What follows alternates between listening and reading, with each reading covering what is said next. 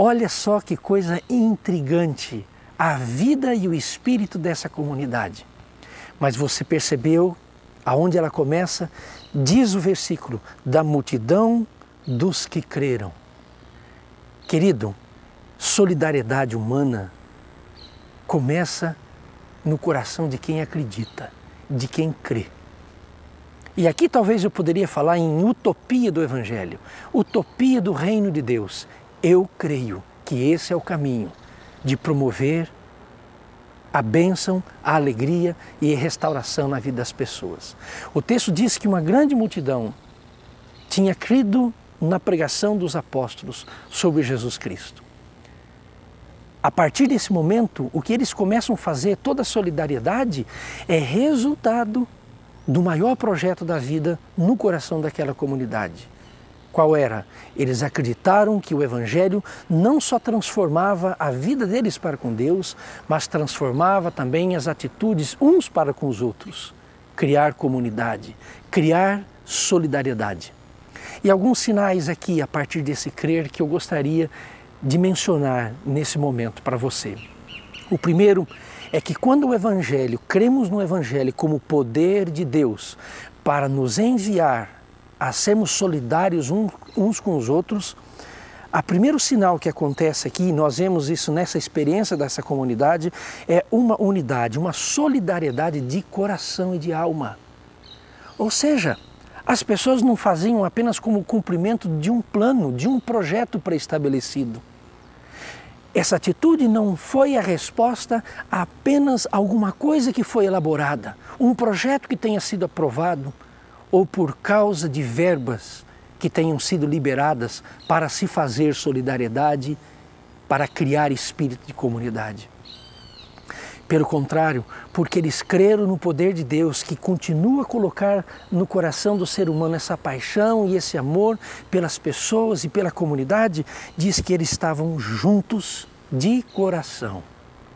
Olha, eu já conheci muita gente que faz projeto social, sem alma, sem paixão.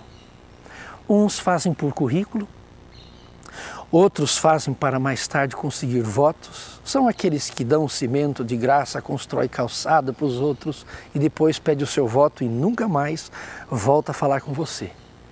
Esse texto está dizendo que essa solidariedade, esse coração único, tem a ver com alma envolvida nesse trabalho de economia solidária, de projeto comunitário.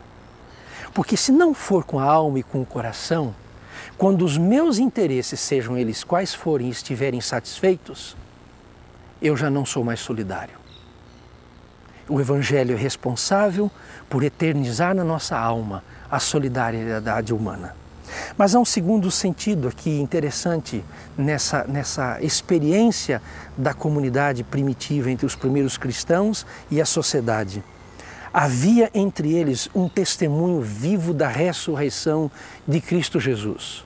Bem, eu não quero dizer que isso aqui apenas tem conotação doutrinária, conceitual, mas eu quero dizer para você que quando o texto registra que os apóstolos davam com grande fervor o testemunho da ressurreição de Jesus, ainda que eles tivessem crido na importância da morte de Cristo, eles estavam aqui enfatizando, no meio de uma coletividade, a esperança da vida.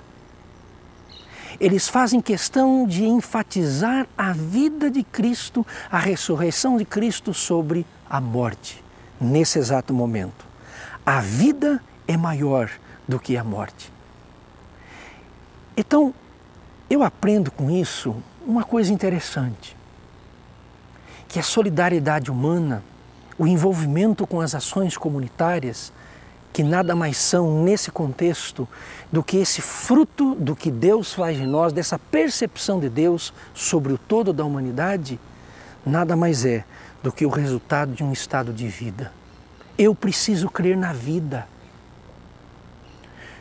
Quando eu ajo em benefício do outro, quando eu me empenho em ações solidárias, quando eu estabeleço projetos, eu estou olhando para a vida.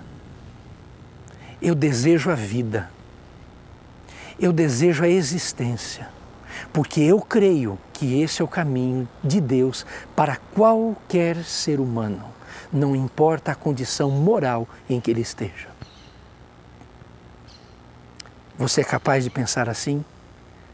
Você que, quem sabe, é um agente comunitário, você, quem sabe, que está envolvido em uma associação de bairro, você que é membro de uma igreja ou de uma religião, está envolvido em projetos sociais, nós estamos ali para quê?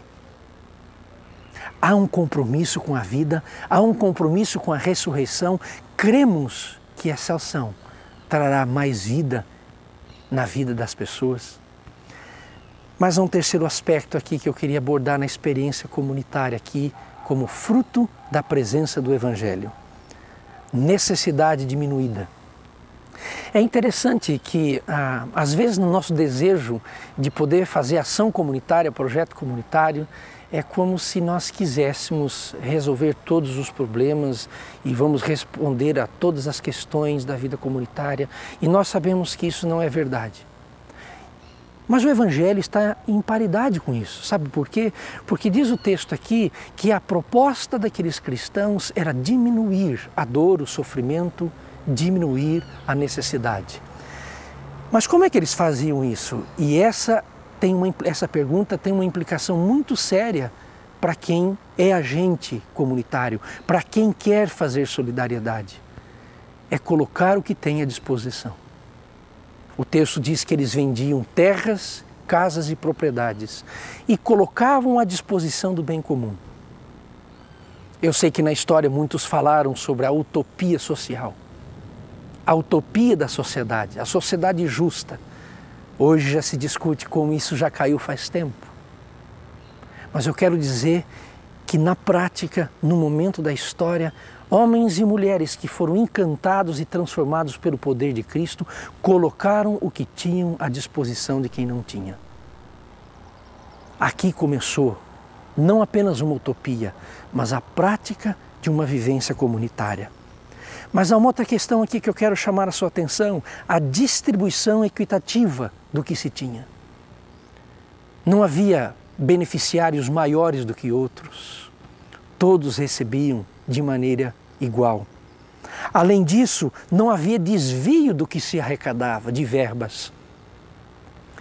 Sabe por que eu estou mencionando isso?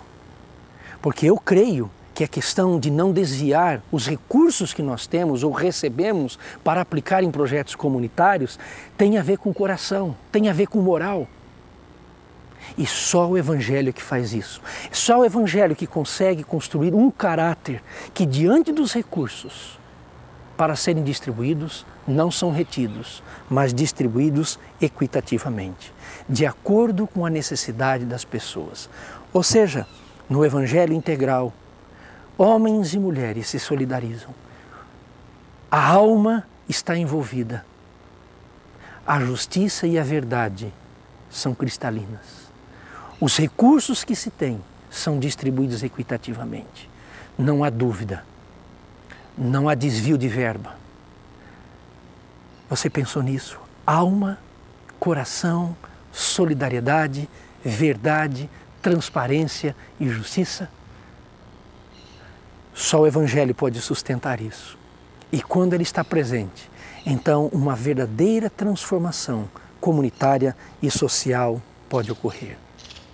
Eu quero convidar você nesse dia, você que é um agente, você que é alguém que se solidariza com qualquer pessoa através de qualquer projeto, ou às vezes apenas fazendo alguma coisa por si mesmo, a se apaixonar pelo que você está fazendo. Abrir o coração e deixar que a verdade do Evangelho seja o norteador, o eixo estruturante de toda a sua ação. Que Deus o abençoe e continue a usar o seu talento, o seu recurso, o seu interesse, o seu desejo a serviço do bem do próximo, porque foi assim que Deus, através de Cristo, também fez. Deus é assim e nós somos convidados a agir como Deus agiu através de Jesus. Fique com Deus.